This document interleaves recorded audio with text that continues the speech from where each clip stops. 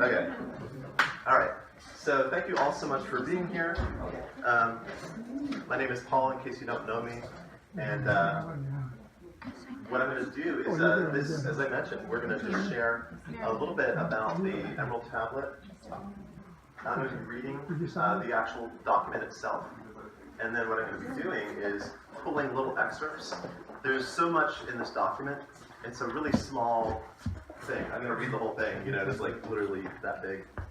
But there's so many layers to it and aspects to it that there's no way I can cover it in an hour. So what I wanted to do first was talk just a little bit about transformation. And I was originally thinking, kind of playing with the idea of calling this talk the Philosopher's Scone. Because we have coffee, we don't have scones, but you know, we got some good stuff. But then I thought, well, that in a newsletter, that's not really going to make a lot of sense, and heads will be scratched. So we're going for clarity, we're just calling it alchemy class. But so one of the things that I really love about alchemy is that it is one system of transformation. And you know, one of the things that I like to say to people about alchemy is that I feel like it's the cure for positive thinking or pure positive focus kind of magical thinking. Like if you superimpose a positive story over something, that'll transform it. And you know, so one of the examples is weeds. Is if you have a garden and you're cultivating it, that's a type of alchemy. You see the weeds that are coming in, you see whatever's happening, you see the health and vibrancy of the plant that you do want, and you can completely work with and cultivate those plants while also reducing the things that are going to sort of sap and reduce the energy, like for example weeds. So you have to have a clear sense of what's a weed, what's not, how to cultivate, what you prefer, and remove what you don't. Because when you remove what you don't, that actually is going to give more light and nutrients to the plants you do choose. And it's sort of a good metaphor for what people do in their in transformational practices in general too. And also too, recipes. Another example of recipes is really simple. And this is sort of an older image, so if you like a gluten-free analogy, imagine that is coconut flour or almond flour or whatever, so there you go. But with baking, it's like if someone was getting into pure positive focus, I'm like, oh, cake is going to be so amazing. That's great, but you need a specific recipe, you need the right ingredients, you need to gather them, and you need to do a transformative process where you put them all together and there's a transformation that happens. So I feel that if you have your hands on whatever it is and engage it, you can see all the details, all the qualities to it, and shift it and change it to, you know, create the transformation that you're seeking. And I'm going to touch. A lot of people that are here today weren't here last class, so I'm going to be as best I can touching on little aspects and principles that I covered last time, just briefly.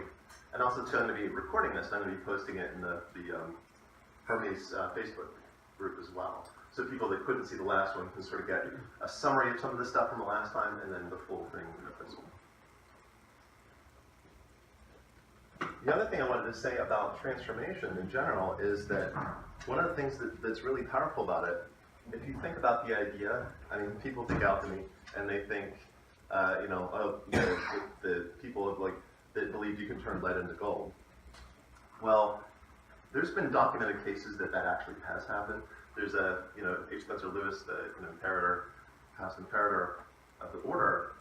He actually had a documented case that, I think it was mercury though, not lead, but he actually was verified that he did do that transformation. It was difficult and it was intense, but he proved that it can happen.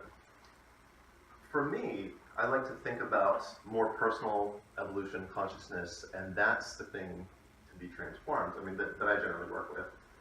There's a lot of amazing things about plant alchemy and working with metals and things like that. And I make ornaments, and I do a couple other things that are related to that. But most of what I do is working with consciousness, alchemy applied to consciousness.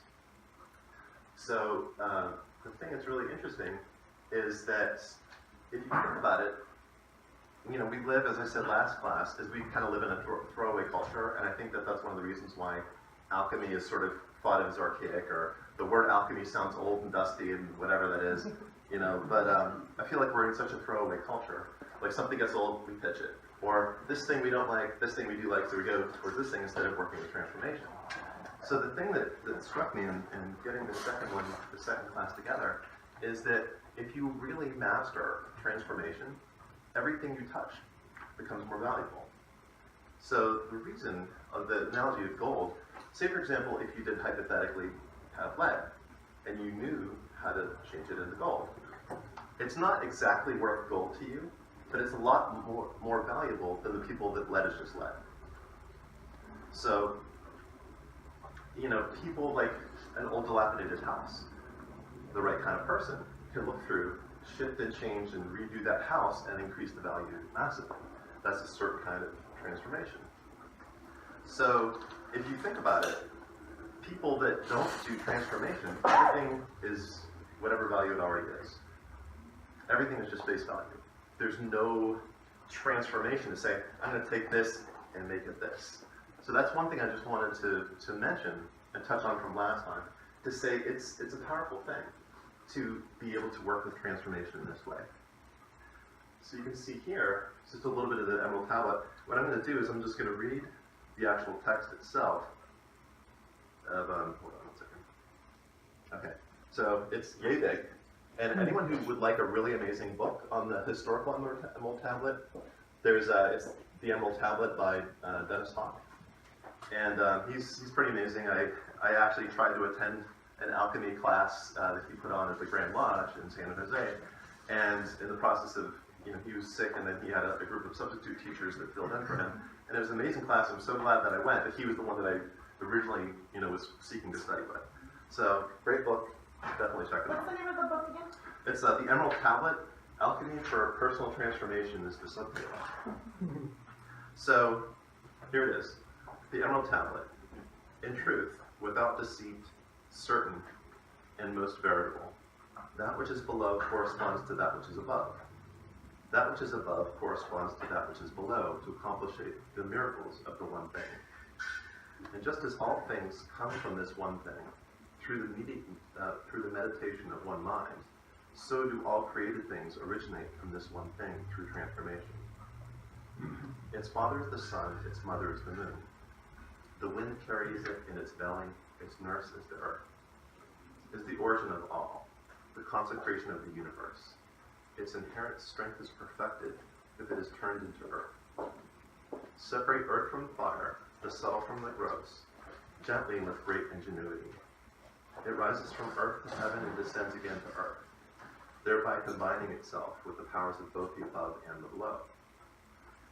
Thus you will obtain the glory of the whole universe.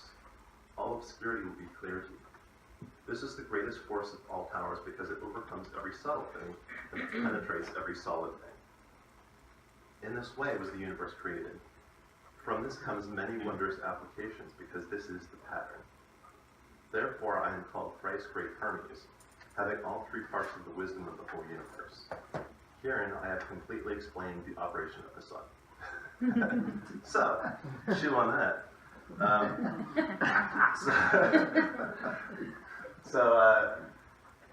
What I'm going to be doing in this class is, because it's such a dense document, I'm going to be pulling this little piece out, and then we're going to talk about it and how can you use it. This little piece, talk about how can we use it, because I really believe everything comes down to actual use, actual, like, real use of things. So, look at this first part. This is the first part we're going to be doing. Is that which is below corresponds to that which is above. That which is above corresponds to that which is below, to accomplish the miracles of the one thing. That's, you know, what we just read. And then here is as within, so without. So here we have as above, so below. Here we have as within, so without. First I want to talk about this. So why do you think they mentioned that as above, so below, as below, so above? That seems redundant. But if you think about it, you know, because no one ever says 2 plus 2 equals 4, and don't forget 4 equals 2 plus 2. You know, it's like you say it once, should be enough. But it's reiterated. In a small document, he says it twice. So I'm going to do my best to not ever say that anything is why it is, why I think it is. I'm going to say my point of view on it is, because there's many different ways to perceive this. What I see is that he's basically giving us a map and a compass to showing us how to navigate above and below, subtle and gross, all of these things. And I believe the repetition is for the sake of saying it's really important and valid to look at something below and understand something higher. It's also equally valid to go high and understand something low. In shamanic, there's like the middle way, and then there's sort of like the underworld, and then there's sort of upper world. And basically, he's saying that this pattern, knowing how to use this pattern, it applies on all levels. So in the same way, like a scale on a piano, every C is going to have a certain sound, and it's going to repeat, octave to octave. They're all going to be that resonance. In the same way, all of these different areas of understanding, there's different octaves, if that makes sense. And we're going to talk about that in just a little bit, but I just think that's really important to understand. And then, as within, so without. In the Hermetica, that's a volume of the other teachings of Hermes, and we're at Hermes Lodge, so figured good place to study to talk about Hermes. So when I first read this, what struck me was this. It's basically what he's saying. It's like an XY axis. So for anyone who took geometry, x-axis and y-axis. So we have levity and gravity, as above, so below. As within, so without. Really, that should be in the center, but it kind of muddied out the image. So just imagine, through the magic of your imagination, it's cause is right here and effect is here. Effect is also here. It's originating out. So how can we use this? One of the things is that when you get into a really fantastic state, you have different capacities than when you don't. A lot of people don't think about state. They make judgments about themselves. Oh, I'm really intelligent in this, or I'm not intelligent at this, or I'm clumsy. Most of the time, how you act is based on your state. You have your general capacities, but really what manifests is from your state. So everyone's had, I'm sure, the experience of being frustrated, not coming up with the answer, then you let it go, you talk with a friend, you laugh a little bit, and then like, oh, that's the answer, and it just comes to you. So what was happening is you were in a more stuck, denser state. You let go of the problem. You got more levity. You raised up your vibration, your state, and then, oh, the answer just came really, really easily. And then cause and effect, what's within you is mirrored by your outside world. It's funny, I have a story about this. I was texting a friend. I really love a bunch of authors that are so great. One of my favorites is Tom Kenyon. And I was talking with somebody, and I mentioned a Tom Kenyon book. And the next time I went on to Amazon, there was Tom Kenyon stuff on there, and I was like Alexa or whatever, I don't know. It just kind of felt like really like technology is kind of becoming invasive, like it's spying on stuff, and that's what I was kind of taking from it. I thought, that really seems invasive. And then literally, I taught a class on Friday, and then I got home and was checking out a program, and there's two separate, very unique things that were said in that class that were said in that program. And I was like, that's not, that's not technology. What I believe is that we are shifting in consciousness. We're going from a more dense state, even though it doesn't feel like it all the time. We are moving to a higher vibrational state. And cause and effect is going to be happening a lot faster. Things that would happen at a slower pace, when you move to a higher vibration, happen faster. So, for people who did the last class, I talked about tea and coffee. Big surprise. And you might ask yourself, are you ever going to teach something that doesn't involve tea and coffee? I will not. It's delicious. Why not? So anyway, so hot and cold. So levity and gravity, vibration is a catalyst. So if you have tea, so everyone's probably made tea. You put hot water. As we talked about last time, the temperature is one of the variables. You can extract more or less from the tea based on the temperature. You can also make sun tea. Put tea and you let it sit in the sun all day. Slower vibration, slower temperature, longer cause and effect. It's a bigger loop. Tea, a little hot cup of tea, is a short little loop. So if you look at this axis, what's happening is you see at a certain level there's a loop cause and effect, cause and effect. The source and then the out picturing. The higher you go, it's a tighter loop. I was going to superimpose a spiral on this that tightens up as it goes higher to show the cause and effect, but then I realized in some ways it gets tighter, but in some ways it gets bigger, and I just thought that would just muddy up the image. So anyway, so hot and cold. Also, too, as we talked about last time, coffee at a normal temperature takes a few minutes, whatever, to do. And if you do cold processed coffee, room temperature water, it sits overnight, and all the oils are left behind, and it creates a slightly different thing. So vibration is a catalyst. And one of the things is, a lot of times when I teach, I use like humor, or my version of humor, or my attempts at humor, however it happens. Because what happens, when I first started teaching like the classes and workshops, I noticed that when people were laughing, there'd be a shift in energy, and people would get things faster because you're increasing your levity, you're going up, and it's a more faster energy and a tighter spiral where things just happen faster. Another thing too is that everyone's heard the phrase, "We don't see the world as it is, we see the world as we are." So as we shift ourselves and change ourselves, the world will just appear differently to us. And you could say, well, objectively, all the same stuff might be happening, but from a higher place, it'll mean something different to you. So the first time I ever studied with my teacher, I went to Sedona. I had 3 days of imagery work with his wife, 1 day off, climbed up Bell Rock and sat on top of it, and that was awesome. And then I had 2 days. At the second day of the 5-day workshop with my teacher, the group of us were walking through, all excited, talking about, like, oh, this was amazing, this is amazing. It was our first time exposed to this body of work. And we were like, as a cluster walking through this parking lot, and we're all like, blah, blah, blah, blah, like excitedly talking about this stuff. And, and I heard a voice to the side of me that said, hello, and I'm not even exaggerating this, I went, hi! And I honestly, in that moment, thought, new friend, person reaching out to me, I don't even know, and you're saying hello to me, this is a miracle,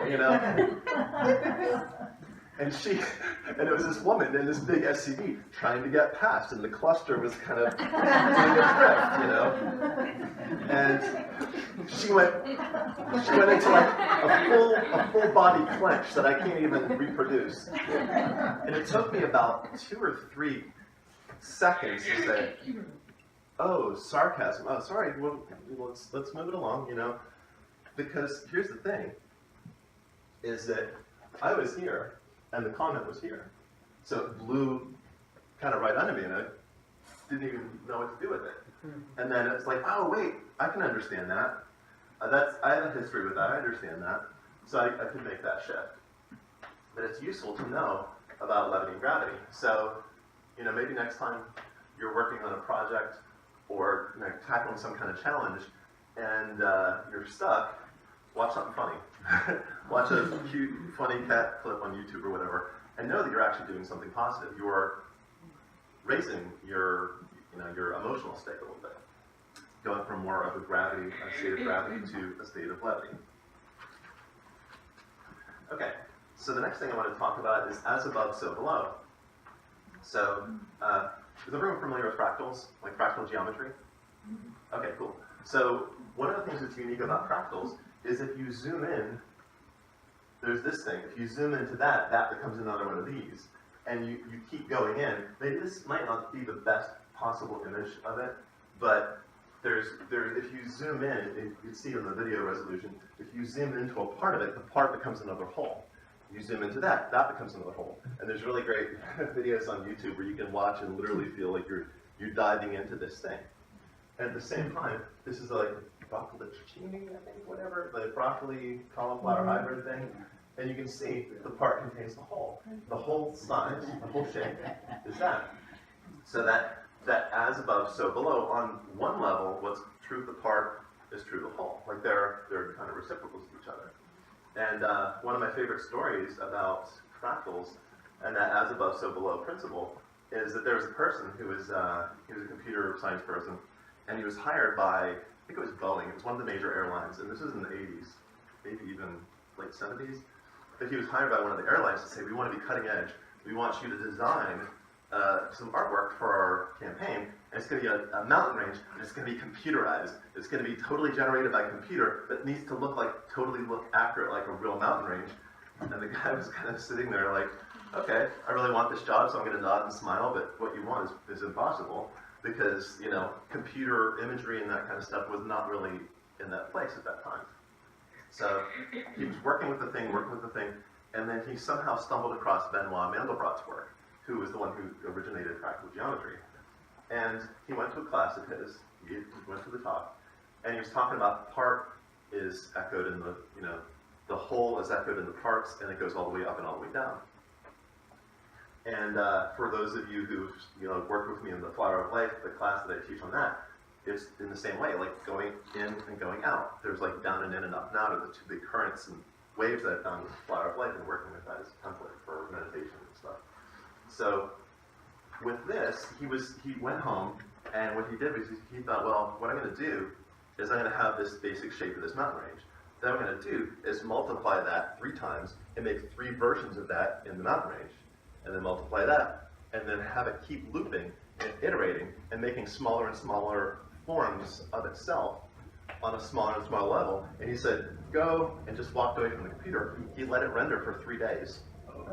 And at the end, came back and it was a realistic looking mountain range. So, even though mountain ranges and all of these things might not look like these perfect geometric things, there is a geometry behind it, and it's fractals. So there's Euclidean geometry, which is like perfect planes and perfect angles. And then there's fractal geometry. And if you look at the shape of ferns, Broccolicini, all of these things, there's a fractal kind of element to it. So it's important to know, and I love Mandelbrot's quote, that he said he invented the geometry of roughness, like how things are in the real world. So you could say Euclidean geometry is more kind of subtle, and then down to earth as it manifests is more gross. It's how the forms actually form when they're here.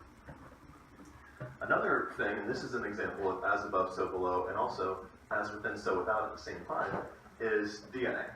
So everyone knows you can swab your cheek, send it into a thing, and they'll tell like your whole like hundreds of thousands of years of your ancestry. And but really, what it's funny is that each cell in your body contains the blueprint for your whole body. So the part reflects the whole, and the whole is contained in many versions of itself. One thing there's another example that I really enjoy using is the Overtones series. Is everyone familiar with the Overtones series? It's kind of a specialized thing. So what the Overtones series is basically, if you start and there's a C, the next overtone is an octave, and then there's G. So it's an octave, an octave, a fifth, a fourth to complete the octave, and it goes to smaller and smaller integrals. So if you look at the first little bit of that, if you look at the harmonics of this, the tonalities, this is a timeline of the history of Western music. So each note contains the whole of the history of Western music. It's the DNA of music. So say, for example, I'll try to hold this down lightly.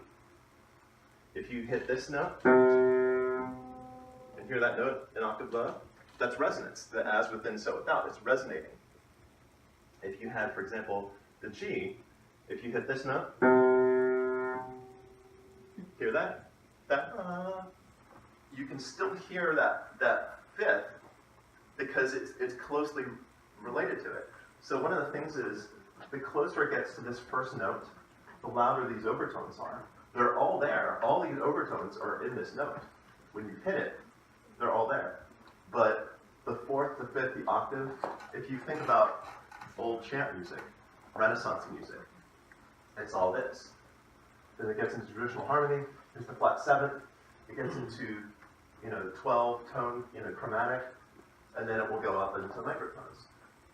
The reason for this is that the closer it is to the fundamental, the louder it is, the more obvious it is, the more people can hear that next step that music can take, and they step into that and create it. So that's another fun example of as within, so without, as above, so below. Okay, so as within, so without. So with this, we're going to talk a little bit about resonance and reflection, cause and effect.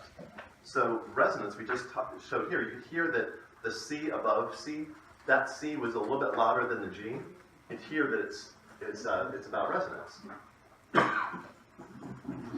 So one other thing that I think is a really good way to express and understand the as within, so without, and how reality is a reflection of what we have inside of us. So this is Isaac Newton, and one fun little fact is Isaac Newton did his own translation of the Emerald Tablet, and it was on his desk. And I read that he spent roughly twice the time working with alchemy that he did math and physics. He had more notes written about alchemy and trying to understand alchemy than the stuff that he's actually popularly known for. Of course, this is Albert Einstein. And so I'm saying this is Newtonian physics and quantum physics.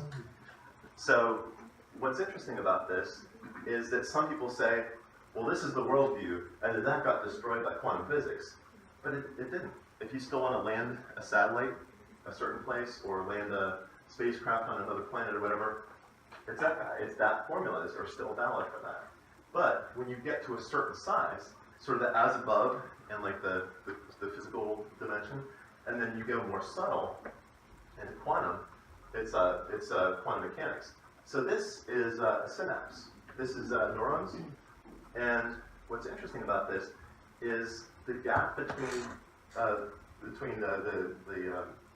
axioms, like the nerves, that little synapse, the nerve impulses jump, and it's a millionth of an inch. And that is the same size where quantum mechanics starts to come in. This is Newtonian, this is quantum.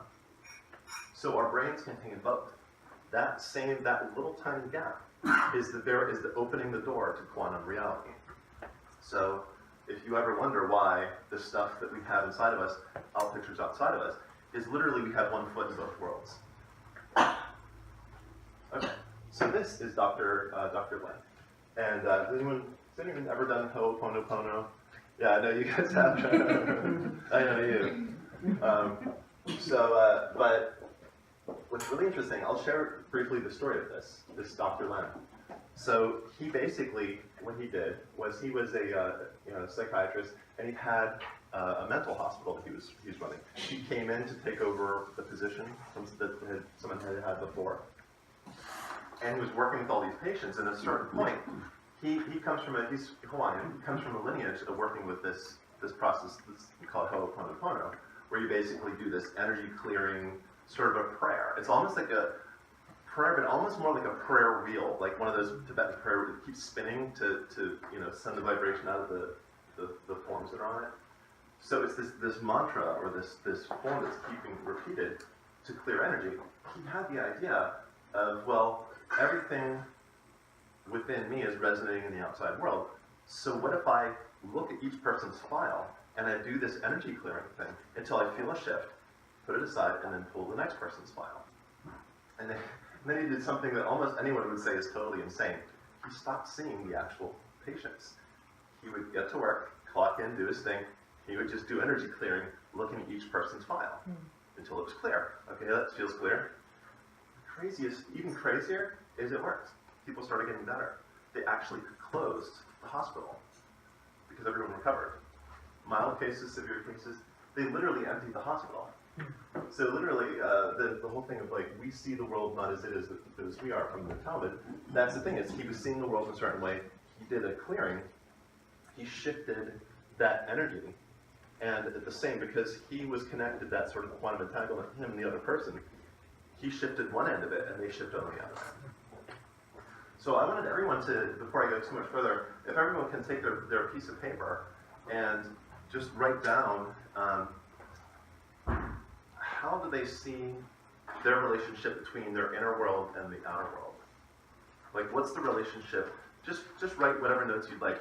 And if you are not coming with ideas and answers to it right now, that's fine. Just write the question, and you can kind of let it percolate a little bit. Can you repeat the question? Yes. So, how is your outer world reflecting your inner world? So, what you might have beliefs, you might have certain points of view, you might have preferences or whatever. How does that sort of causal point get reflected back to you? And you can come up with oh wait, I'm always obsessed about this thing, and then this person came into my life, or I had this experience, and then this other thing happened. You might want to just take a moment and just, even if you just write down the question, you can kind of work with it a little bit later. But just look to see how can I, how is my outer reality reflected, reflective of my inner reality? The other question, and you might even just want to write this down as a question. You might want to just say the next one is, how do I work with levity and gravity? If I feel really down, what are the things that I do to raise my vibration? It might be singing, it might be dancing, it might be mantras, it might be any number of things. But a lot of times people just come up with habits. They learn something somewhere, they try things, and then they do the best of what works for them.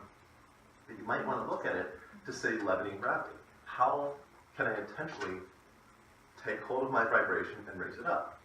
And there's lots of amazing processes, lots of different ways you can do it, but it's really important to write down what are the things that work for you. Do you watch a funny movie, watch clips on YouTube, do you watch all the Facebook notifications or whatever, finding inspiration and liking and commenting enthusiastically about stuff. It's what do you personally do? What's your strategy for levity? How do you raise yourself up? And also too, it's not like levity's the answer. It's there's levity and there's gravity. You're not going to show up to someone's funeral and show up and give a zinger, try to get the whole room laughing. You just be reverent and be allow the somberness, the love and the resonant, that, a deep kind of glowing resonant love, rather than yay. That's probably not going to happen. It's not even really the appropriate thing to do in that time. It's just feeling gratitude and resonance, the reverence for people, and just resonating sort of with that group. So it's important to know how do you outpicture, how do you see what's inside of yourself outpicture, and what's your strategy for moving up and down. And just, you might want to even write down that little XY axis, just as a reminder. Okay, so separate earth from fire, the subtle from the gross, gently and with great ingenuity. It rises from earth to heaven and descends again to earth. So this is basically what it's saying. It's sort of like water. It's like water evaporates and then falls. It's like this circulation. So how can we start looking at this? Is the next principle. And as I mentioned before, I'm going to be doing a number of different talks on the Emerald Tablet. I pulled out 4 or 5 little pieces that I'm magnifying this time. And next month I'm going to be doing another set of them. I'm probably going to end up doing about 3 talks on the Emerald Tablet, and then I'll move on to some other aspect of alchemy or tradition or whatever. Okay, so subtle and gross. I have here 2 images. One is meditation, and one is watching TV. And I see subtle and gross. One of the ways I see it is that you can look to see what's the function, or what's the intent, or what's the actual effect of this thing that you're doing. So here, you are witnessing your mind, your body, your energy, your consciousness. And here, you are also witnessing, but you're witnessing some narratives that someone created for a story. I mean, that's totally valid, totally fine. But this is, what's more subtle and what's more gross. I feel that we have a lot of analogies in our lives that a lot of times we'll do things, and it's sort of, you're scratching an itch kind of, but you're not really getting it. Sort of the Zen saying of trying to explain Zen is like scratching an itch in your foot through your shoe, so I feel that we have that drive to witness consciousness, that spiritual impulse to go up and out, to transcend, to take a step back and perceive what it is, to just witness. And I feel that we've created a sort of artificial analog through watching TV and watching movies, because really, ultimately what you're doing, you're just witnessing. You're standing back, there's car crashes, there's deaths, there's births, there's all this other stuff playing on the screen. You're witnessing. I'm basically saying that if you're watching a dangerous program, you're not in danger. Nothing is going to come out of the screen at you. You're witnessing. You're in a safe bubble. You're just kind of witnessing, just like you're witnessing. If you can disidentify with your thoughts and drama and story and narratives and whatever kind of stuff, and go from it being part of your subject to an object of your awareness. That's basically sort of the nuts and bolts of transcendence. What becomes part of your subject becomes an object of your awareness. You transcend that, and then you integrate, and then you do the next step, and then the next step, and the next expansion. So I'm just saying that this is one of the ways I found that talking of subtle and gross in terms of these types of things. Okay, so the next one I'd like to talk about is neurotransmitters and hard drugs. So this is another one of my favorite examples of subtle and gross, and how much more powerful, if something is subtle, how much more powerful it is. So look at these neurotransmitters. So see, we have dopamine, norepinephrine, endorphins, anandamide, serotonin, and you can see the sort of quality of consciousness that they have. So one of the areas that I've been working with and studying and practicing is how to generate and amplify flow states. And a flow state is like this peak experience type of thing where you're at your best, you're learning faster, all of these things are happening, and you're in this peak, amazing sort of transcendent state. What happens is all of these neurochemicals flood your brain, and they all fit like puzzle pieces together to generate this state. What's interesting is each one of these neurotransmitters has, this is subtle, and this is the gross. Each one of these neurotransmitters, you can find an artificial analog in these hard drugs. So cocaine, speed, heroin, marijuana, and like Prozac and those type of things. The thing that's interesting is when you have all of these firing and all of these happening at the same time, your brain is flooded with all these neurotransmitters, you're in a peak transcendent state. If you're going to take these all together, equals death. You would not come through that at all. And that comes back to the thing of, for anyone who's done any reading or work with like ketosis or ketones, you can take, they talk about endogenous ketones and exogenous ketones. So endogenous means created from within your body, it's native to your body, it's generated from within yourself. Exogenous means you take it from the outside of yourself.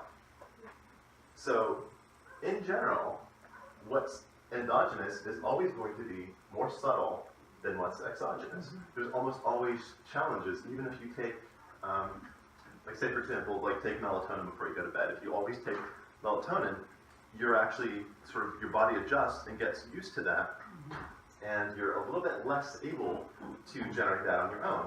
Whereas if you close your mouth and you hum for 5 minutes, just with your mouth closed before you go to bed, you will generate it naturally.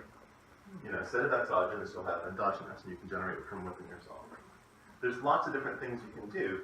I mean, different hormones, different things like that. You can generate them from within your body, and it's much more healthy and much more powerful and cheaper, because most of the time you don't actually have to do anything. It's like an energetic process or whatever. You can generate these things. Okay, so the next thing we're going to talk about is ascending and descending. So as we just had mentioned in that one thing from the Emerald Tablet, it rises to heaven and goes back to earth. So in that, you can remember that Hermes is talking about sort of the sacred masculine and the sacred feminine.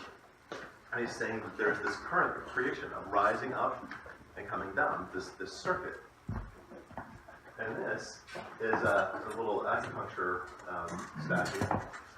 So for those, and I think it's always important to mention this because, I mean, there's so much everything that's coming up right now. But one of the aspects that's coming up that's challenging right now is gender. A lot of people are having, there's so much, there's a feeling of some antagonism and some challenge and some friction. What I always like to share with people is that whatever your sexual preference, sexual identity, whatever it is, whatever kind of body you're in, that's an aspect of gender, but really the sacred masculine and the sacred feminine are always within us in different patterns. How we put it together is what we personally create and experience our sexual identity, sexual preference, body type, all that stuff. But one of the ways that you can see that the masculine and feminine is within all of us is that the right side of your body is more masculine because it connects to your left brain, which is more masculine. The right brain is more feminine, which connects to the left side of your body, which is more feminine. there's an acupuncture meridian going down the front that's called the conception vessel that's more feminine. There's an acupuncture meridian going up the back that's called the governor vessel, and that's more masculine. And when you touch the tongue to the roof of your mouth, you complete that circuit, you can flow, and they sort of both have that communion, that balancing and harmonizing of masculine and feminine. So what I'm going to talk about next is that mystical practices, a lot of times, a group will come up with practices or a belief system or even a whole religion based on one of these directions or one of these points of view. So the ascenders, people that are a religion, and it's more, I'm not going to say trouble, but if there's a religion that makes one right and the other wrong, you're standing on one foot. You're seeing through one eye.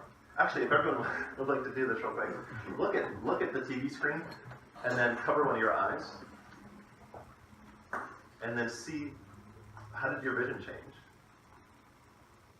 When you close one eye, you see it crystal clear. Your vision, if you're the same vision in both eyes, is going to be the same, but you lack depth. So now uncover your eye again. Yeah, everything's 3D again. Yeah. Congratulations. You're still with us. But the thing is, the lesson from that is to see depth. You need to see two points of view or more looking at the same thing. And for example, the points of view have to be close enough that they make sense, that it's a coherent vision.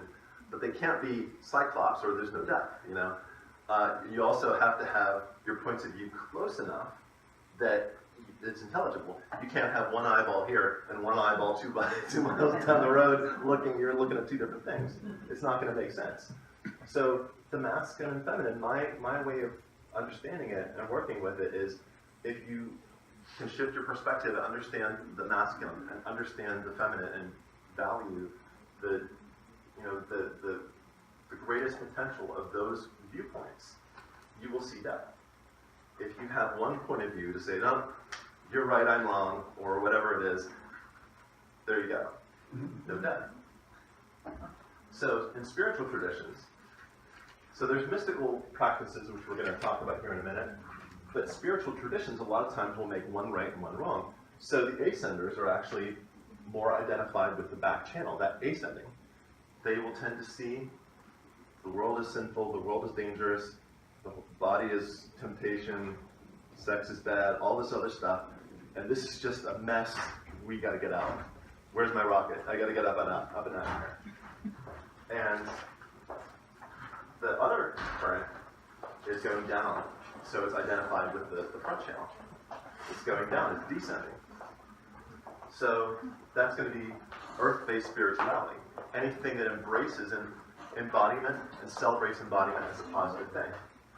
So any of these religious traditions that celebrate embodiment and use embodiment skillfully, you know, like earth-based spirituality type things, that they will say, no, it's not up and out, it's all about going down and in. So the thing that I love about mystical practices is there can tend to be a little bit less dogma of, no, this eye is right, no, this eye is right, or this side of my brain is really the whole deal, no, it's really about this side of the brain, or I'm going to hop around on one leg because that leg's better, you know? It's like, seriously.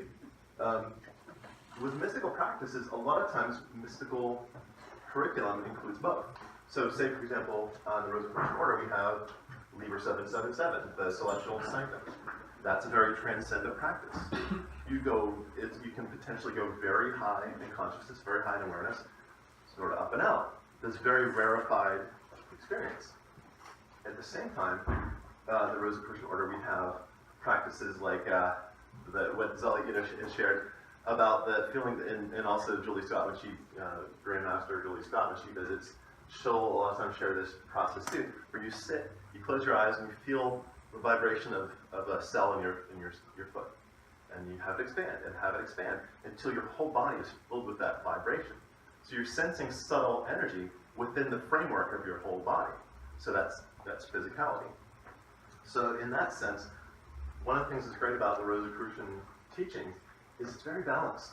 there's ascending stuff that's transcendent, and there's stuff about nutrition. There's stuff about getting into your body, about the positive, negative breathing. There's lots of really positive things. There's the valve sounds.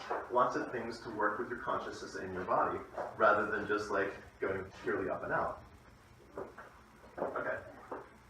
So the next thing I want to talk about, to expand a little bit more on the divine masculine, divine feminine, is one of the kind of things I found out about is that the root of feminine or mother is mater. The root of father is pater in Latin.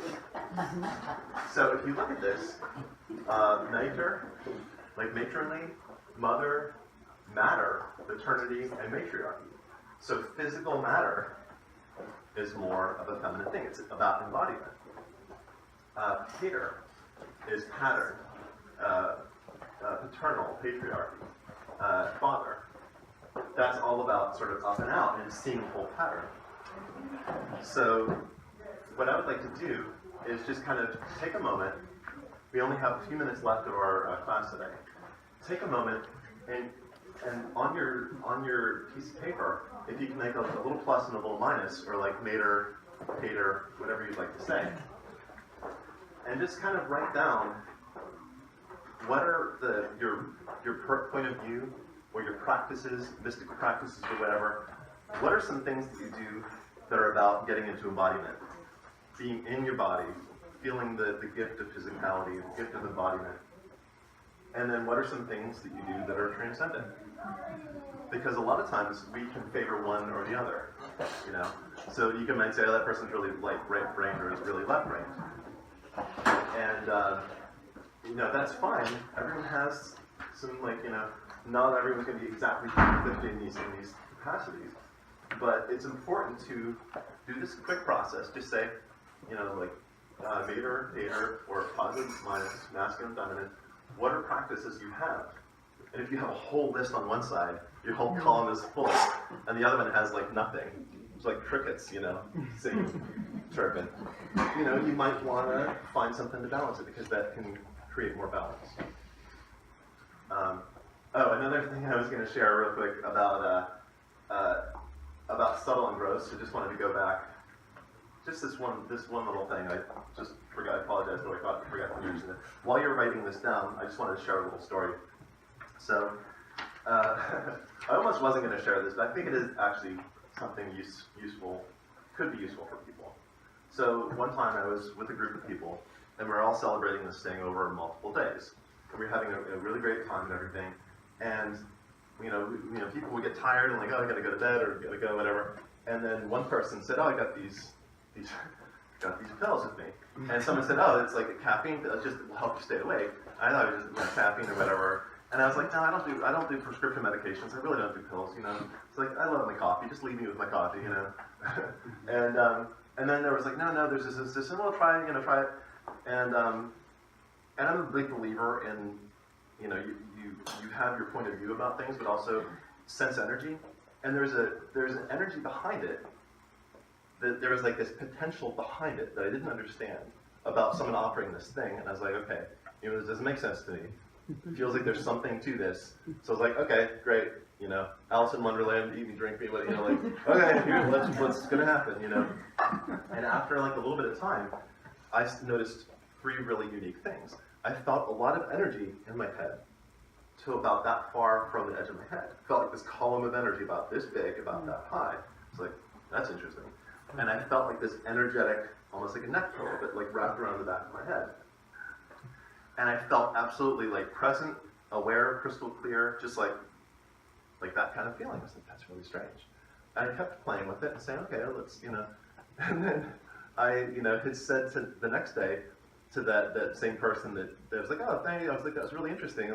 I had this weird experience from this thing that was just caffeine. I have caffeine all the time and it doesn't really bother me. And it was it was strange I had that experience. I'm like, oh, that wasn't a caffeine pill. That was Adderall. Which is an ADHD medication, but a lot of students, especially college students, will take that, get hyper-focused, aware, when they cram for the last second for their term papers or whatever, and they'll keep off an Adderall and they'll get super focused and they'll do their thing. So I share that because I thought, oh, that's interesting.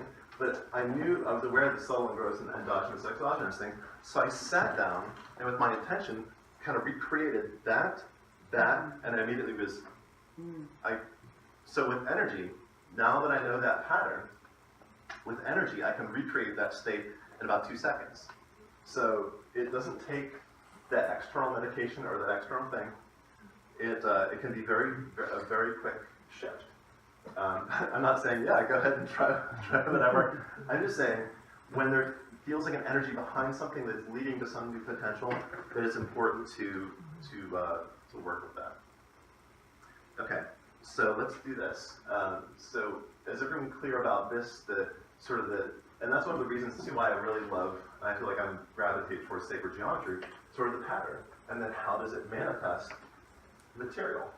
How does this pattern move and generate physical circumstance or an actual shift in things? So the last slide I wanted to just stop with, this is the last slide, is that I feel that the Emerald Tablet, we just did a couple little slices of it today and talked about those pieces. But I feel like the Emerald Tablet is a really great map and compass, a really great scale for levity and gravity, and a great reflection. Like a great tool to remind you of reflection, about how what's within you outpictures outside of you. So you might want to just take a note and just say compass, weight, and reflection. That as above, so below, levity and gravity, as within, so without, the reflection. And then being able to use those two to navigate physical reality. And also too, just know that I found all the neurochemical stuff about the street drugs and the neurochemicals, but I heard Deepak Chopra talk one time, and I was looking for it, but I couldn't find it, that if you can have a really powerful, strong, laugh really hard with a loved one or a friend, you were generating so much. If you had a pharmacy that was like packaging and putting that into pills, it would be a lot of money. I think it's like hundreds or thousands of dollars worth of antidepressants or whatever, all these compounds generated from within yourself just by laughing. So it's important to just, whatever notes you took, we did it a little bit different than last time. We did a little bit more focus on questions rather than the processes this time. But if you do the process, even if you just have it and you just later on tonight reflect on it, just say, well, how can you use these things? And because we have just a little bit of time, we started just a little bit late because of the technical challenges with stuff. So we're just like a couple minutes over an hour. The last little thing I wanted to share for those people who weren't here for last time is a little bit more about the negative and the positive, the mater and tater. So just one little principle I wanted to share that was covered last time that a lot of people didn't hear, that weren't here to hear, is that one of the ways that you can work with it, and that I work with it on a regular basis, is whenever you're building energy or you're intensifying what is, that's, in my point of view, the positive. Whenever you're drawing new things in, I feel like that's the negative.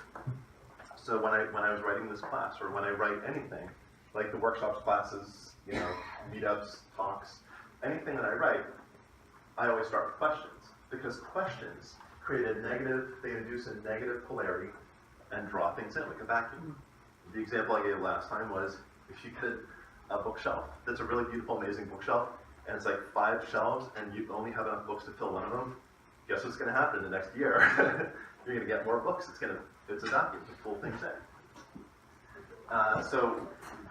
And I found that the more I've done, the more writing I've done, the longer I can stay in a state of questioning and be open and not try to find the answer right away. Because if you ask a question and you immediately say, oh, I think it's this, oh, I think it's this, really, it's like your conscious mind, and then your conscious mind is immediately answering the question. If you allow yourself to just bathe and rest in that negative polarity and be okay with not knowing what's going to happen, you can draw things from your higher levels of consciousness. Because it'll take a little time maybe to get down to your normal waking consciousness. It's not right there. There's a little bit of a gap. it's more levity than gravity, so like than your normal conscious awareness. So if you could just rest in that negative thing, there's times where I put out class descriptions, I've written something, and I put out the thing, I was like, well, I know I'm going to be able to do this, but I don't know how. And here you go, and I got to figure it out by the time the class comes. That's a pretty good, that's one of the strategies I found of negative polarity, not knowing how it's going to work, being in the state of question. Just rest in it.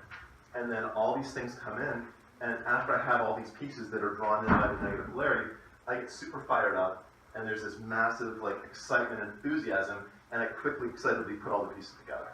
So that's just one of the ways I use it, but whenever you're doing something and asking questions, that's inducing the negative polarity, and anytime you're intensifying a feeling of love, a feeling of gratitude, or you're just building, intensifying, or focusing energy, it's more the constant.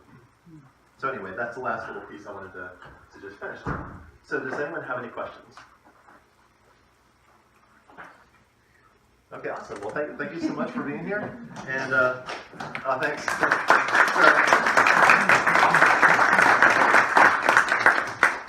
So we, just a few minutes over, like I think we just 3 minutes out, an hour and 3 minutes or so. So we're going to have the Council of Solace, just a free meditation that's open to the public, and like 14 minutes. So awesome. Thank you so much. Oh, also, I think I should mention. So the next time, the next class that we're going to do is going to be next month. I believe it's going to still be the third Sunday of the month, I believe. But the next thing we're going to do is we're going to be doing. I'm probably going to be looking at the alchemical stages and the ways of doing alchemy as it comes from the Emerald Tablet. So we're going to be doing another one or two classes on the Emerald Tablet, pulling these different layers out, and then we'll move on to something else after that. So awesome. Well, thank you so much. Thank you.